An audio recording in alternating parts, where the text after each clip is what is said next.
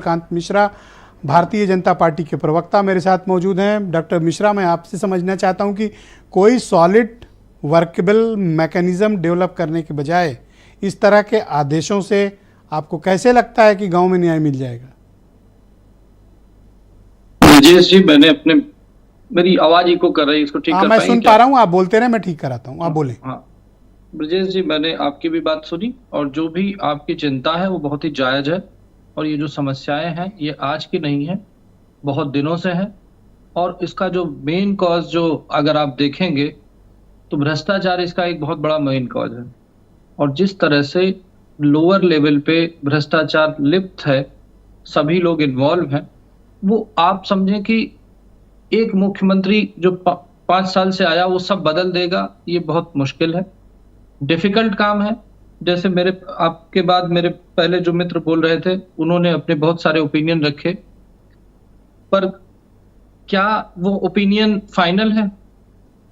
समस्या क्या है कि अगर एक कॉमन आदमी या कॉमन अफसर जो किसी सरकारी ऑफिस में काम करता है, जब तक उसमें सेल्फ रियलाइजेशन नहीं होगा, उसका तरीका क्या सेल्फ रियलाइजेशन का? अगर शासन कमजोर रहेगा तो कभी नहीं सुधरेंगे। जो आदेश की बात कर रहे हैं, आदेश अगर मुख्यमंत्री आदेश दे सकते हैं ना, जाकर के ऑफिस में कोई काम, अगर कोई भ्रष्टाचार हो रहा उसको वहां पे जाके खत्म तो नहीं किया जा सकता। वो तो एक ग्रेजुअल स्लो प्रोग्रेसिंग प्रोसेस है। जिस तरीके से उत्तर प्रदेश ने देखा कि उत्तर प्रदेश में गुंडा राज धीरे धीरे खत्म हो गया ऑलमोस्ट। हम लोग गुंडा राज की कोई बात नहीं कर रहे, ये बताइए जमीन के मामलों का निस्तारण कैसे हो?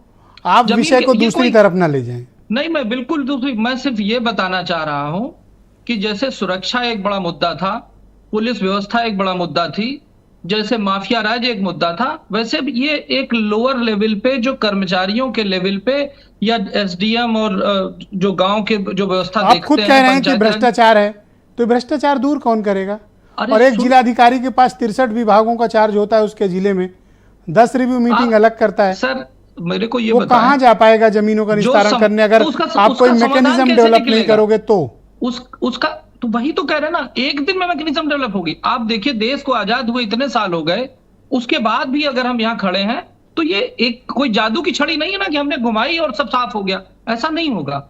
जब शासन कठोर होगा, जब डीएम और एसपी के ऊपर शासन का डंडा चलेगा, जब उनके ऊपर डंडा चलेगा तो लोअर लेवल पे डंडा चलेगा, तभी लोग सुधरेंगे। तो बताइए ना कि कानपुर देहात में 3 लोगों का 2 लोग का कत्ल हो गया, देवरिया में 6 लोगों का कत्ल हो गया, क्या वहां के जिलाधिकारी सस्पेंड किए गए? नहीं किए गए। क्या कमिश्नर हटाए गए? नहीं हटाए गए। अच्छा ये बताइए, अगर कोई आपने खुद कहा ये जमीन के सारे विवाद होते हैं वो पारिवारिक विवाद होते हैं, पड़ोसियों के विवाद होते हैं, ये कोई गुंडे और नॉर्मल नागरिक के विवाद नहीं है, ये घर के इंटरनल। और उसको रोकने के लिए जो कानून व्यवस्था का दायरा है, जो सिस्टम बना हुआ, उसी तरह से काम होगा। मेरा कंसर्न ये कि तयशुदा समय में जो न्याय है वो कर दीजिए, जिसके हक में उसको मिलेगा, जो नहीं होगा आगे अपील में जाएगा। तो ये तो वो न्याय कौन करेगा? सत्ता में आप बैठे हो, मैकेनिज्म आप डेवलप करोगे। बिल्कुल मैकेनिज्म डेवलप होगी धीरे धीरे, जिस तरीके से बाकी चीजें ठीक हुई ये भी ठीक होगी। मैं सुरेश पांडे जी को बहुत शुक्रिया आपका। डॉक्टर मिश्रा हमारे साथ जुड़े रहिएगा। मैं सुरेश पांडे जी को आमंत्रित करता हूं, लखनऊ में बार एसोसिएशन